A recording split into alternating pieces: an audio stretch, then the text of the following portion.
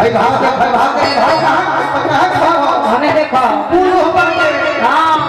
पूर्ण होकर के भाव ये करती है ए रिमच मोड़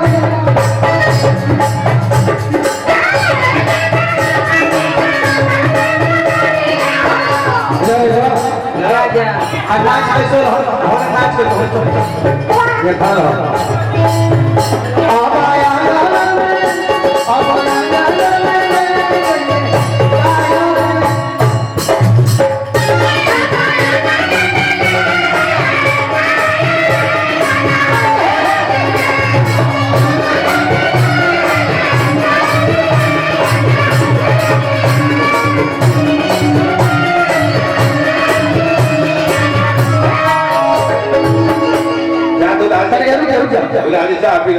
ताली बजा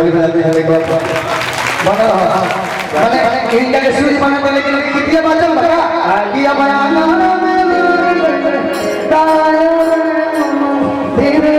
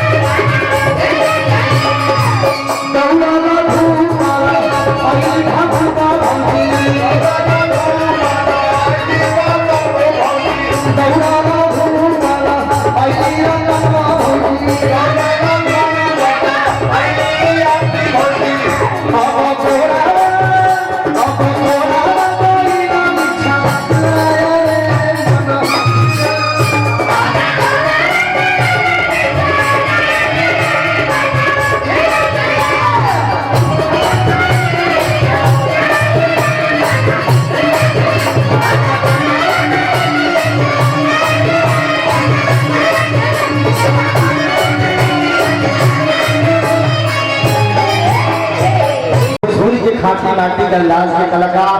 और प्यारे भाई गोलू राजा आ गए हैं। एक बार इनके लिए भी ताली बजा दीजिए। गोलू राजा उपस्थित हो गए और धोती कुर्ते के अंदाज और भोजपुरी के अल्फाज और सुंदर आवाज के साथ सेवादारी करेंगे। बाबूजी लगा गोलू मैं चाहता हूँ नवीन भैया लैब भैया आप हमको सब लेकर आ जाए और सम्मानित करें गोलू राजा भाई को। हाँ हाँ नवीन भैया आ जाइए आप भी आ जाइए आ जाइए। किया सो कई दिया दीदी तैयारी ससुरारी आई जीजा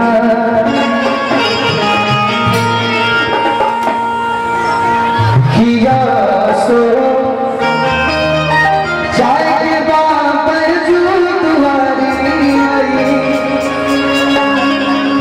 ससुरारी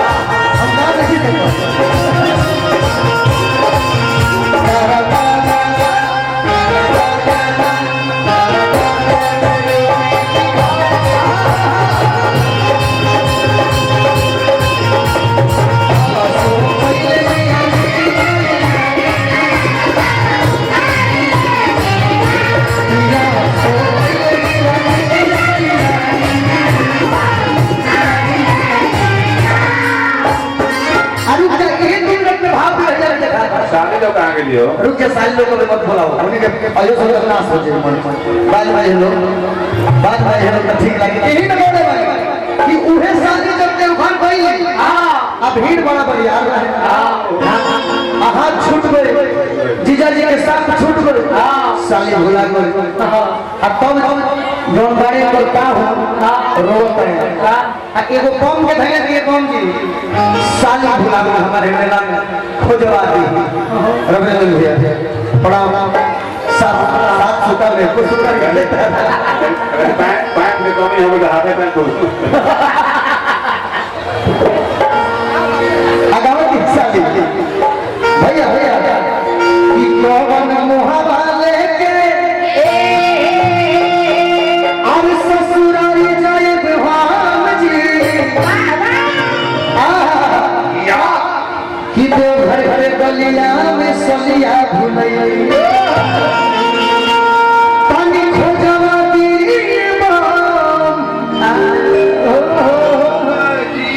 तकबीरा बोलिए भैया कि कौन मुहाले ससुरारी जाए भाजी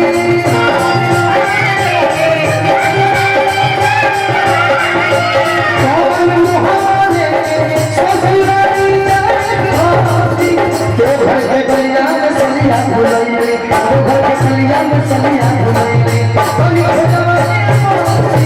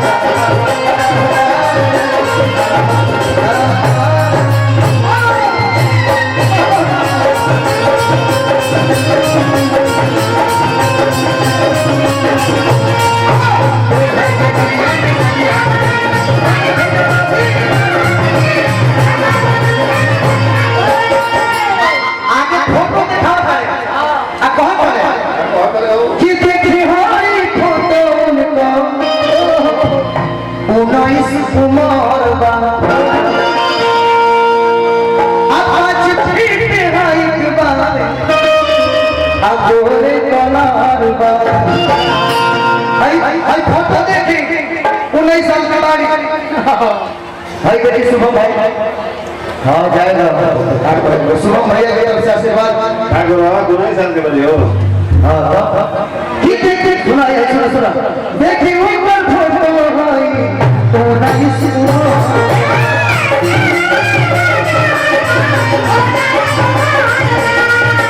पांच फीट लाइट वाले गोरा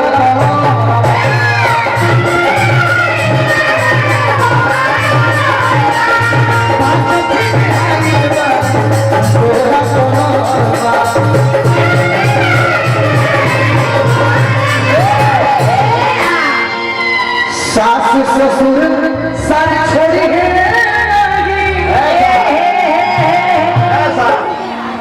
बाहु दबा बन दो तल के सास ससुर साथ मुआ दियो तो मार साहू जोवती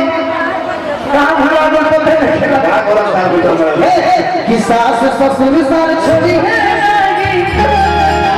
बस एक तो हमारे परामली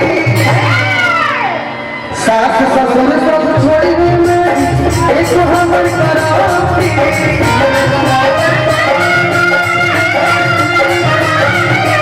सास ससुर सारी छोड़ी एक तो हमारे परामली वो घर के दरिया में सलिया वो घर के दरिया में सलिया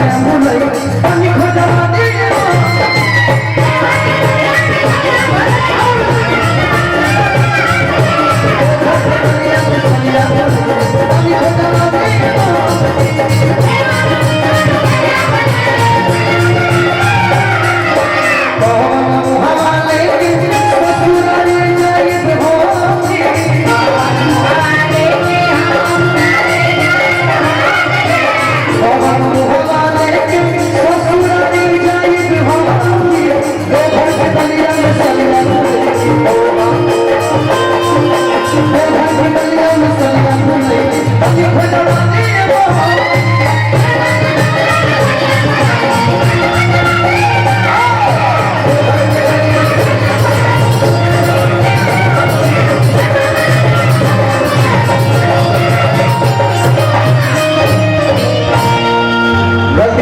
बनाता हूँ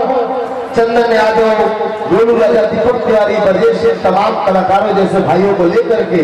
मंचों पर आता हूँ, वहां से मिट्टी उठाता हूँ, उसको हवा में उड़ाता हूँ, भोजपुरी में उसी से बादल बनाता हूँ। एक बार सभी कलाकार के लिए ताली ठोक दीजिए। और मैं आपके चहेते, आपके दुलारे, आपके प्यारे, ज्यादा टाइम विलंब नहीं करते हुए मंच पर सीधे सीधे आगाज करता हूँ। धोती कुर्ते के अंदाज जो 22 वर्षों की उम्र में आपके प्यार के बदौलत जब देश विदेश तक यात्रा करते हैं, कार्यक्रम का हमेशा सफर में रहते हैं, जिनका नाम है गोलू राजा, मंच पर उपस्थित है। ये माइक ये मंच हवाले करना चाहता हूँ, लेकिन इनके लिए कहना चाहता हूँ कि चांद कहो उसमें भी दाग है, चांद कहो उसमें भी दाग है, सूरज कहो उसमें भी आग है, लेकिन गोलू भाई तुम्हारे लिए ये कहता हूँ कि तेरे चेहरे के आगे गुलाम फीका है, सूरज भी मुस्कुराकर कहता है,